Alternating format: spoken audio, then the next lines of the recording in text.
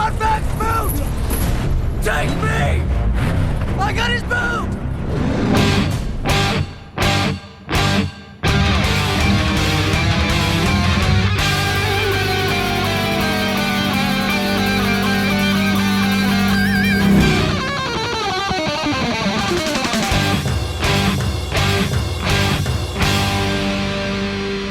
Welcome to the Mad Max Minute, and climb aboard for Mad Max Fury Road, 1 minute at a time. I'm Rick. And I'm Julia. And today we're talking about minute 53, which begins with the Bullet Farmer making his way through the impeded war party, and it ends with Immortan Joe putting his monster truck to good use.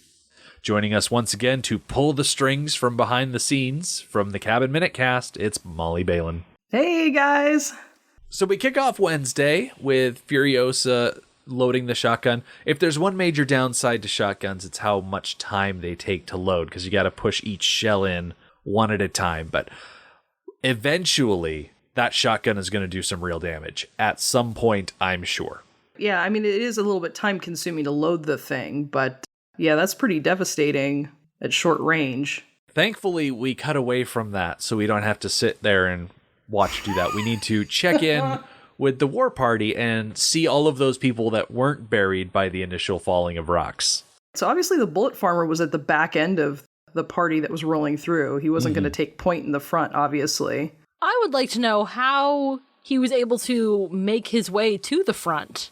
We get an overview of this train of cars that are all just jammed in there. Barely enough room for their inhabitants to jump out and start running to the front. Mm-hmm. So if they all stopped in an emergency sort of way, rather than being able to stop in a planned sort of way, how the heck did he make his way to the front? I think the Bullet Farmer and the People Eater, by extension, are a lot further back in the line than we actually see. Because there is that sweeping shot around 10 seconds in that shows this long line of vehicles. And I mean, the doof wagon is way the heck up there. You can see the abandoned Gigahorse a little bit further back, like in the bottom corner as we start this shot.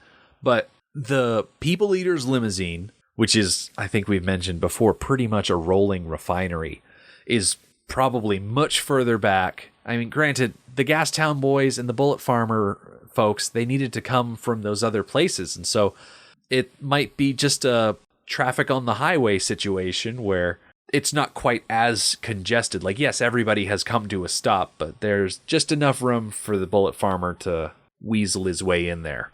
I love his headdress, man. It totally reminds me of a medieval knight. It reminds me of a British judge's wig. Yes. Slightly different association. There's something about it. How that you call it a knight's outfit. Like a cowl? Yeah, like a cowl. Yeah, it's like a chainmail. It reminds me of Indiana Jones. And The Last Crusade? Yep. Yeah, in The Last Crusade, the knight that is in the cup room. Yes. It reminds me of him. Oh, yeah. Totally. Yeah, absolutely legit. I just love how the Bullet Farmer, his design aesthetic is pretty much... Bullets? Yeah. Like... His wrists are covered in bullets. His headdress is covered in bullets. He's got bullets wrapped around his knees. His jacket is lined with bullets. We're going to see later on, once we get into the nighttime scene, that even his teeth are bullets. He's just, this guy, his entire aesthetic is bullet themed. And it's crazy. Do you think they're actual bullets? Or do you think they're bullet casings? Oh, I think these are live rounds of ammunition that he has just sewn together in such a way that he can add them to his clothing. It's gotta weigh so much. Well, there's a Right. reason he's got this big old fancy chair sitting on top of his vehicle. Because he's stuck there forever. Look, he's not going to be standing up and running around anytime soon. Certainly not. Yeah, I guess he doesn't run for anybody. I guess it doesn't matter. That's the wonderful thing about bullets is they do the running for you. Oh my gosh, that's really funny. I love this guy. We have a couple of Farscape alumni in this. I was kind of curious because, like, I'm a huge Farscape fan. And he was a couple of weird aliens in Farscape. I think he played a guy named Alum, and then he did a voice for another alien. And then, not to spoil things, but I'm going to do it anyway. In the future, one of the, I want to call them Vulvalinis, but they're not Vulvalinis, they're Vuvalinis. Yeah. I like to say Vuvalini. Vuvalini. Ooh, that seems kind of French. The Vuvalinis. So one of the Vuvalinis, the Keeper of the Seeds, Melissa Jaffer, is also a Farscape alum. She played Noranti, or Crichton, if you guys watched it. Crichton would call her grandma or granny.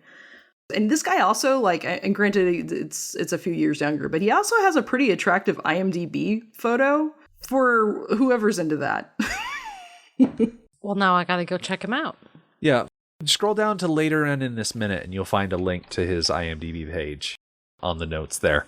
Richard Carter. Yeah. The Bullet Farmer, who has come from the Bullet Farm, as Furiosa so helpfully noticed last week, he is driving something called the Peacemaker, and it is a modified How and How Ripsaw EV1 Extreme Vehicle 1 with a Valiant Charger body slapped down on top of it. If you are interested in seeing this type of vehicle in action in other contexts, there is a different build of this same style of vehicle in, I think it's the 8th Fast and the Furious movie that Ludacris gets to drive around. Ooh, interesting. The other thing I read about this is that this vehicle was highly regarded as the most dangerous vehicle on set. Oh, yeah. Which is like, that's kind of an amazing distinction, actually. I was looking at the Mad Max fandom wiki, where I got most of my information, and the story of this thing is Colin Gibson went to the Howe brothers and was like, hey, can you make me a vehicle for this movie? It's got to be tracked and it's got to be fast. And the Howe brothers were like, absolutely, we'll do it for like $250,000.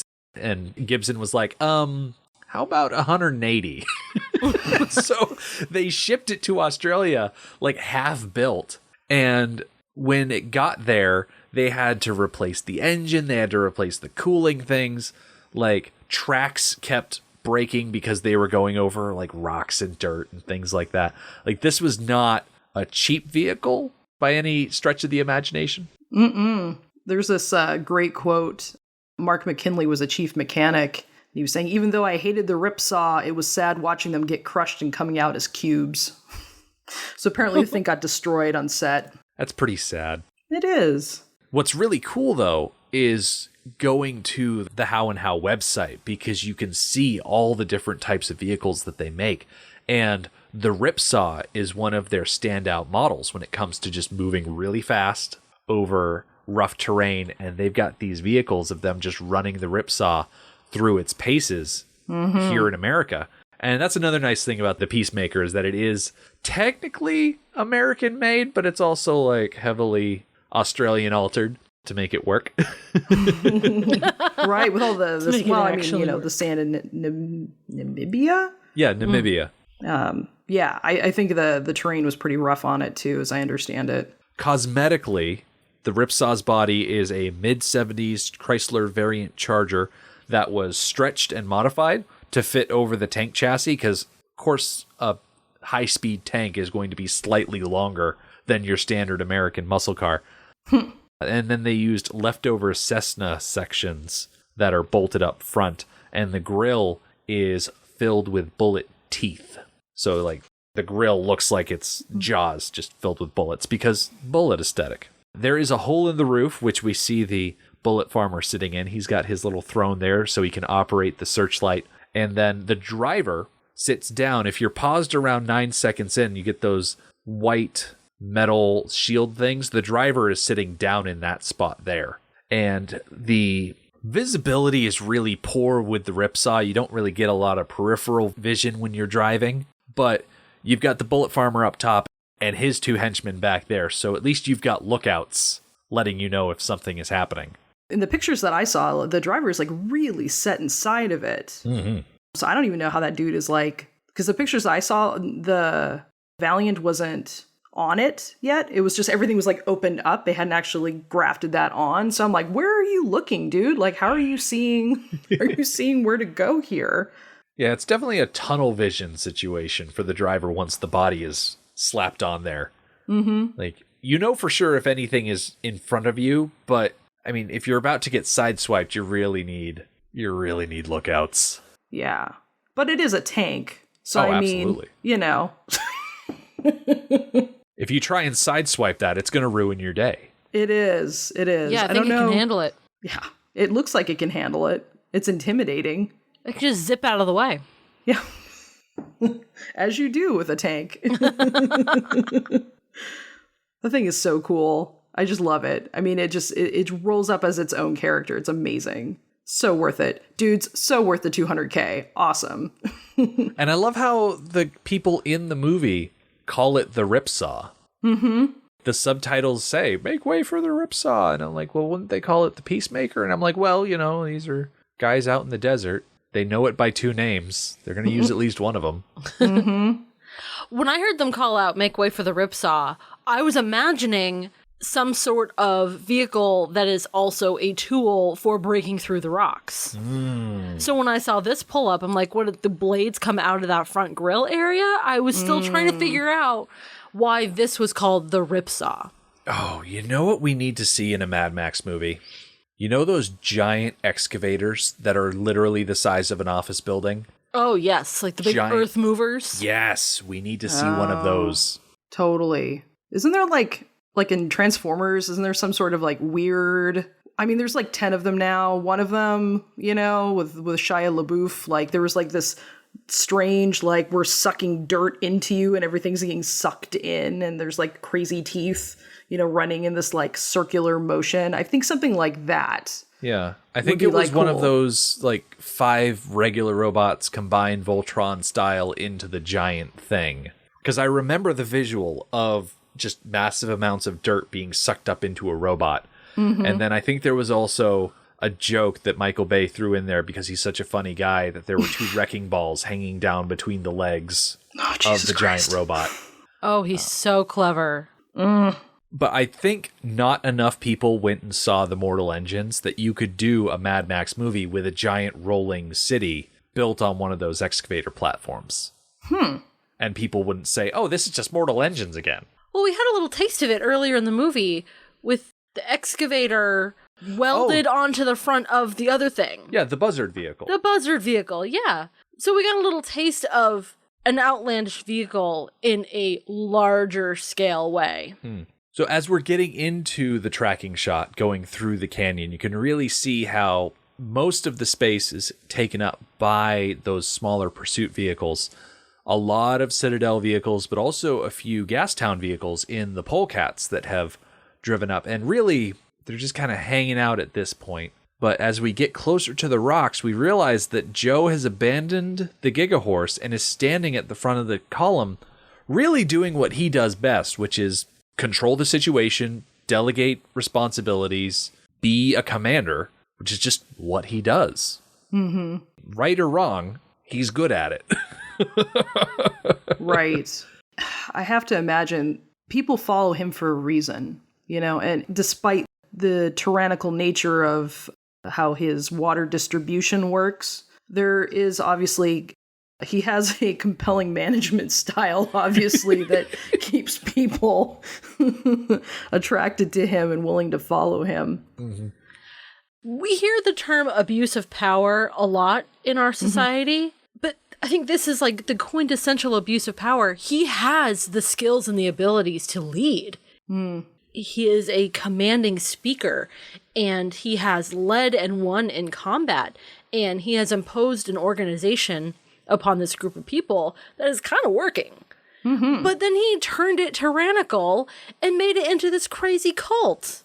If he had just led like a normal leader with some sort of moral compass, this would still be an organized society. They would still be thriving and alive, but it wouldn't be this insane cult. I don't want to keep going back to the comic every week, but I mean, it's already too late for that, and I already have plans to reference it later on in, pretty sure, this episode. But you're saying that would assume that Joe was ever a good guy.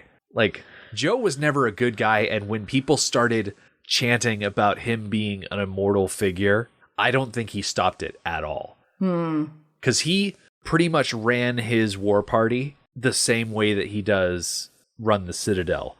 Like, he was always about brutality, moving quickly, not stopping for any sort of compassionate reason, always moving forward, always taking and absorbing and whatnot. But I also don't think Joe is the kind of guy who would necessarily see the formation of a cult and think, oh no, this is bad for everybody. We need to stop this right now. So you think part of his effective leadership is his lack of morals? Oh, absolutely. Absolutely. That's unfortunate. It is really unfortunate for the people of the wasteland, because this is not the guy you want in charge. Certainly not.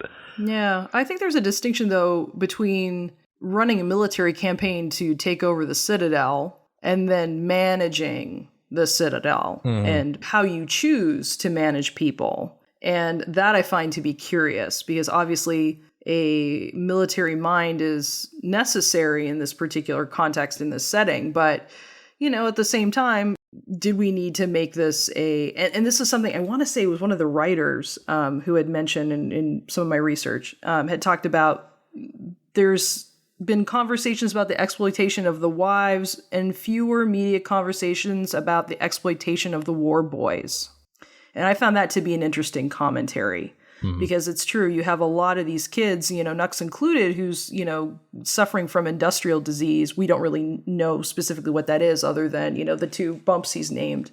But that he's, you know, ill, and it's the presumption that there's a lot of them that are really ill, and, you know, they're being sacrificed in this kind of like pseudo, it's the Valhalla being like the Nordic warrior heaven. And it's a strange thing to take it in this kind of like Adi-da, like religious war cult sort of way, instead of, you know, kind of like what you're saying, Julie, of like, can't we just chill out and grow crops and, you know, just be nice? And, you know, like, I get there needs to be like a bullet farm, and, you know, bless you guys for having that, because, you know, we got to defend ourselves, but, you know, why can't we just chill out and enjoy the water and so forth? Why do we need to make a religious cult out of it? I don't want to draw a one-to-one comparison to the movie White Christmas, but you know, what do you do with a general when he's no longer a general? Some generals go to Vermont and open up a ski lodge. Some generals turn themselves into a god king and start using child soldiers that they've brainwashed into believing that suicide means glory in an afterlife. Come see, come saw. Yeah. 6 of one, half dozen of the other. To each his own. Whatever you choose to do with your retirement, you know, you want to stay active, you know, you should do that. Go take a yoga class, start a war cult, you know, it's cool. So Joe is up there delegating like he does, and an Imperator runs up. And in tow with this Imperator is Nux. And basically, the Imperator's like, hey, this war boy was on the rig, and then Nux holds up the fabric that the wives were, I guess, trying to tie his hands with. I'm still very unconvinced that they did any sort of effective tying at all. But it just goes to show how rare this type of fabric must be, that that's all that Nux needs as justification for his statement that he was on the war rig. Absolutely. I also appreciate that Nux observed the chain of command and went to an Imperator. He went to his first available superior. That way it could be brought up the chain of command. Wow, that's really thoughtful. I hadn't really seen it that way. That's really nice. Yeah, I hadn't seen it that way. And that helps to explain Slit's experience. He also had an article of clothing that proved he had intimate knowledge of the rig, and everybody ignored him, just flat out ignored him, because he skipped the chain of command. He cried out straight to Joe, and you don't do that. I think Joe is willing to listen to the war boys when they're chanting his name and when they're actively praising him. Like, he stood there up on the balcony and he listened to their adoration. And when the chase was first starting, Nux and Slit were driving up along the Giga Horse and they were shouting his name so that they could salute him. And it's still up for debate whether or not he actually looked at Nux. The jury is still out on that one, I guess. But yeah, Joe's not interested in listening to the rabble. If there's important information to be had, he's going to get it from his Imperators. And it's another example of Nux being a good war boy. Like, he knows his place in the grand scheme of things, and so he's going to be appropriate with who he goes to. Interesting. Yeah, I feel like that now that you're mentioning it, I really felt like him as a character and seeing, because I think that's a really positive quality that you're pointing out. There's a respect for chain of command and culture there that I really didn't see until far later on, where he's with Riley Keough in the back of the war rig, and there's a lot more like sentimentality and him being a lot more reflective about who he is as a person, and Valhalla and having kind of like a personal crisis back there. And I always kind of considered that to be the point where we really see him, really change as a character. But I think you're right. It's actually here. This is that moment where you really like see him more as a person. You get more of his character here. It's also another good example of the reverence that Nux has for Joe at this point. The fact that, yes, he's being brought before Immortan Joe with this valuable piece of evidence, but he's still half bowed the entire time. He's never standing up straight. He's got his head down, his shoulders forward. Even though he's looking up at Immortan Joe, he's never doing so in a manner that's not visually subservient. Yeah, like a king. Mm-hmm. Lots of respect there. One other thing I noticed about this moment, kind of separate from Nux's behavior towards Joe and the hierarchy, I noticed that Nux, who earlier was covered in all of the white chalk, powder, paint, whatever it is, most of that's gone now. But he is so much paler than the Imperator. So I'm wondering two things. That white substance that they put on, does that also serve as a sunscreen? Because the Imperators don't wear that. So being out in the sun all the time, this is not the only Imperator who is quite tan. Or two, the war boys do not get out in the sun ever. Which is debatable. I mean, we've seen them out in the sun, but are they really kept inside until they're needed? I wonder if the Imperators have like a fancy rooftop patio that they get to go hang out on. Okay, joking aside, they probably do have access to nicer spaces that might include sunshine and fresh air. Like an officers club. Yes. Right. I always interpret it as they were very ill. And now that, and they're painted up, but because they're hairless, like you don't see any like, sweet chest hair on the war boys. And I understand that they're young, but at the same time, like, look, a 25-year-old dude is going to have some level, like everybody looks like they have alopecia. So I always associate that with the industrial illness.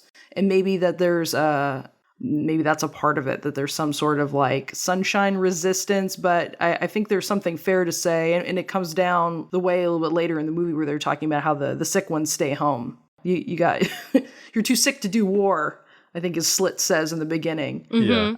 I think you make a really excellent point though, Julia, that maybe this is just like, what do they call it? Like zinc oxide, the really heavy duty sunscreen. The stuff that like you see on people's noses in TV and movies. Totally. Yeah. I think that's also, a fair assessment that maybe that's what that is. Maybe. We have thought before, I can't remember under what context, that the Imperators seem to be the oldest men around. Oh, in the Citadel, there was an Imperator who had some stubble on his face, and it was gray. The Prime Imperator. The Prime Imperator. So maybe you get to be an Imperator because you're relatively disease-free. I think we've mentioned that before. Yes. It feels familiar. Yes, with our that's what I'm production saying. schedule, We have talked about it before. Yeah. Yes, we've I talked can about it never before. keep it straight. Oh, that makes a lot of sense. I didn't see that before, but that totally makes sense. That you would have like your officers. Now I can't get like officer training school or like officers club out of my head now in that context. But like, I think you're right. That must be, because that's also what part of this is the search for healthy young, perfect healthy young that Joe has. His sons being, I don't know, having some sort of like genetic issues. Rictus obviously is on oxygen, I mean, he looks awfully like buff and healthy, but, obviously he's not entirely. His other son who was the lookout, obviously also on oxygen. So yeah, there's some, I think having Imperators out and managing and them being more healthy is probably a more intelligent management style for your people. That makes a lot of sense. See, if Joe wasn't a tyrant, and be an even better leader. That's really smart. It's cruel in a way. Like, oh, you're healthy? Okay, well, I'm going to promote you. Oh, you're not so healthy? Okay, well, then go do my battles for me and die gloriously. Right. So but it makes there's sense. still cruelty there. Yeah, it is. But it's smart. It also makes sense logistically. Yes. You're expendable. You're not going to be around very long anyway. So here you go. One last thing about this moment with Nux. When he gets told to hop on the Bigfoot, he's going to go with him, the look on his face. Oh, he's so happy. He's so excited. And he like bounces off like a little schoolboy to climb on the back of the truck. Best day ever. Yeah, when he said, "Oh, what a day, what a lovely day," he had no idea how good of a day it was going to be for him. Like, he has some ups and downs. It's not like every moment of this day is a win in the Nux category, but there are a lot of things that he considers to be pretty awesome that are going to happen to him before the sun goes down. And if I'm not mistaken, after the sun goes down, Yeah. he gets to drive the war rig. Yeah. He does. So, yeah. however long this movie takes place over, I think it's like two or three days. Yeah. Like, there are a lot of cool things that happen to Nux. I mean, he doesn't actually get to walk away from it all, but, that's something we don't have to talk about right now. No, we got a while yet. Yeah. For now, he's just happy. Yeah. He is. And we get to stare back through the crowd and see Slit, who is shouting about a boot. How he's got the blood bag's boot. And the only thing I can think of is that, A, no one cares about the blood bag because no one even knows that Max is on the war rig. Mm-hmm. The only thing that Slit knows for sure is that he has this boot, and Nux and the blood bag went into the storm. It's just weird that, like, Slit's making such a big deal out of this boot when Slit doesn't have concrete confirmation that the blood bag is even on the war rig. Mm-hmm. That's a really good point. Well, it's kind of Slit's deal. He doesn't need confirmation. He is hungry for glory, and he will lie, cheat, steal, whatever it takes to get it. So he has this sliver of hope that this boot is going to get him on the Bigfoot. He's going to go for it. It's B intel, though. I mean, you're right. Like, no one gives a shit about the blood bag. No one cares. Like, because contextually, it's like, it's not the wives. Wives are kind of the point here. Yep. So perhaps down the road, Joe will wish he had taken Slit along, because the blood bag does prove to be an asset that Slit could have informed them on. But as of right now, nobody cares. Nobody knows that Max is such an important part of this. Absolutely. I love the line here that the bullet farmer gives. Mm-hmm. I just like, it totally cracks me up because like I kind of resonate, and I know he's a bad guy, right? He's a bad guy, but there's something about this that I just kind of resonate with. Just like, again, from like a management standpoint of like, here you are, you're a guy, you got, you're your own warlord, you're your own man, you're your own warlord, and you get hauled out for this crap. You could have been home having an omelet or something. They haul you all the way out in the middle of nowhere, and you're like, oh, dude, this is for like a family squabble. Like, Jesus Christ. Like, we're all out here doing this. I could have been taking a nap, man. And I just really resonate with that because I just feels like if I were a warlord, that's totally what would happen. Where I get hauled out by like an ally to do some dumb stuff, and then just like, you gotta honor your agreements and your allyship and whatnot. But I just like I and then the look that the Gastown mayor gives him is just like, yep, bro, I know, right there with you. Yeah, it's like every supporting character from the Star Wars movies. Yep. All of this over a family squabble. Okay, real quick before we blow by it. The Bullet Farmer is played by Richard Carter. This is the first time we hear him in the movie. His top 4 on IMDb include The Bullet Farmer from Mad Max. He played Herzog in The Great Gatsby. He was Barry, the talking elephant seal in Happy Feet, and he was the federal policeman in 1994's Muriel's Wedding. Richard Carter was born December 11th, 1953 in Sydney. According to his IMDb listing, he started acting on television around the age of 30, and over the course of his career appeared in 70 different projects. Fury Road is Carter's final entry, but it's also the 4th time he's worked with George Miller. He was in Babe, Pig in the City, and both Happy Feet movies.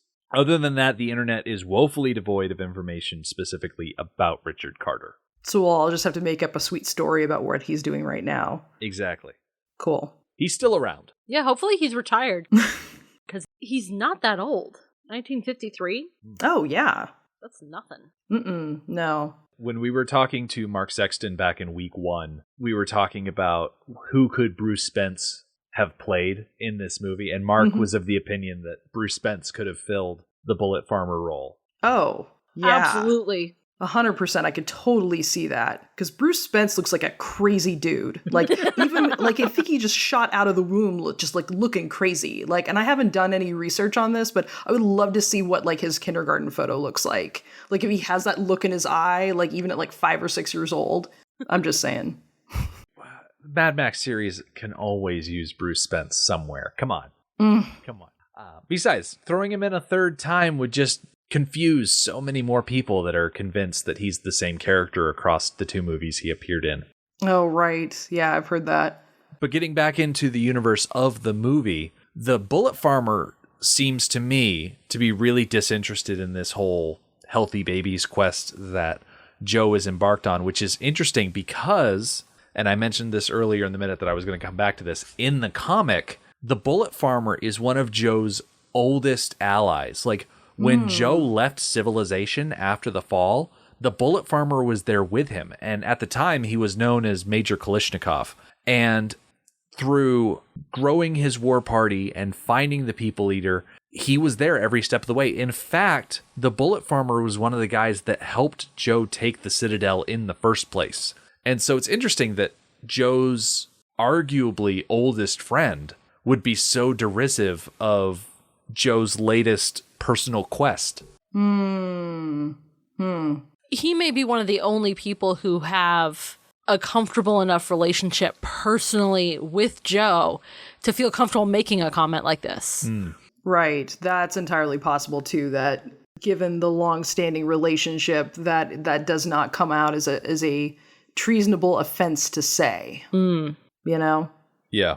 And this comment really kind of made me think about Auntie Entity. They have the same, I guess, approach to leadership that Auntie, she was so concerned with leading her community, her town now, and making it hers, making herself more powerful, making it work, making it a great place. But she never thought about what was going to happen when she was gone. Who was going to hold it together? Who was going to follow her as the leader? If the Bullet Farmer doesn't really care about having healthy offspring, what's his plan? Right.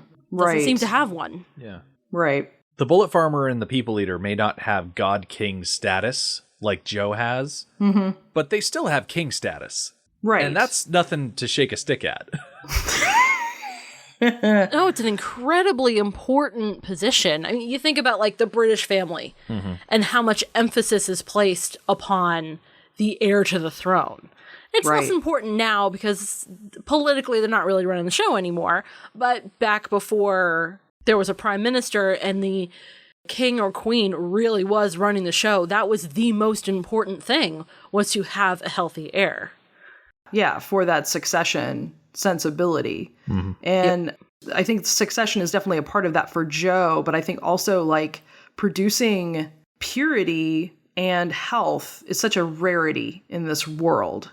And so I feel like it's also, I mean, I think he refers to his wives as treasures at one point. And I think that that's, you know, pretty insightful in that he's trying to produce personal treasures of his own. What do you do when you're a god king? Like, where do you go from there? What do you produce that the world can't already give you? Well, if health is very hard to come by, I can see that being the highest commodity, you know?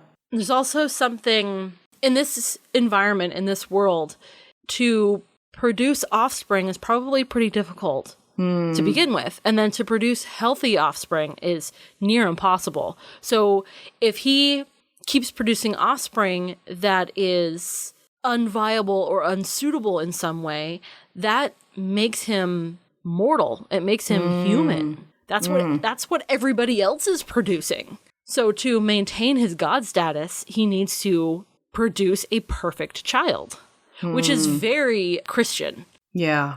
That Jesus was the Son of God and he was a perfect person sent down to earth to continue to lead the Christians. I see a huge parallel there. And if Joe can't do that, then is he really a god? And that might just be a part of the succession plan in and of itself, is that perception of a messiah and perpetuating that. Maybe even less so than succession itself is just the perpetuation of the perception of Immortan Joe. Man, talk about big shoes to fill. Being the viable heir of a warlord. I mean, I can imagine that Joe's frustration over not having an heir was a big contributing factor to the wives wanting to leave, because if he's constantly being frustrated by something that he doesn't have direct control over, he's going to lash out in the only way that he knows to lash out, which is violence. The man lives by violence. So aside from all of the terrible things he does to produce heirs, once those heirs don't become viable, it's equally as bad. Just another reminder that, hey, everybody, Joe is the antagonist. He's the bad guy. You're not supposed to like him as an individual. Like, you can like him as a bad guy and say, oh yeah, he was a really good bad guy, but don't model your life after Joe. Just a good rule of thumb. A gentle reminder. You're allowed to like antagonists, but don't make them your personal heroes. It's a good disclaimer for the show. Yeah. Don't become like Immortan Joe, kids. Yeah. So the last thing we see this minute is the Bigfoot rolling up and over the rocks. It's kind of like one of those old commercials from the 80s and 90s of the wind-up monster trucks, and then they hit the rocks, and then the claws come out, and they just climb up and over them. I think Galoob made one called The Animal that I really like, but they're going their way, and as for us, we will be back on Friday, going our own way. We'll be back with Max and Furiosa as they try to outrun the Rock Riders, but those pesky little devils on their dirt bikes, they're quick, nimble, and of course, packing explosives. The Mad Max Minute podcast is a fan project by Rick and Julia Ingham. The Mad Max franchise was created by George Miller and Byron Kennedy, is presented by Kennedy Miller Mitchell Productions, and distributed by Warner Brothers. Mad Max Minute is produced and edited by Rick Ingham. Our opening music is Verdi's Dies Irae by Daniel Bautista of danielbautista.com. Our home on the internet is madmaxminute.com. You can follow us on Twitter at madmaxminute, like us on Facebook by searching for Mad Max Minute, and join our Facebook listener group, Mad Max Minute Beyond Microphone. If you'd like to support the podcast, visit madmaxminute.com, where you can see what's in our TeePublic store, join our Patreon, or even donate to the show to help us keep the tanks full. Thank you for joining us for minute 53 of Fury Road. We'll see you next time.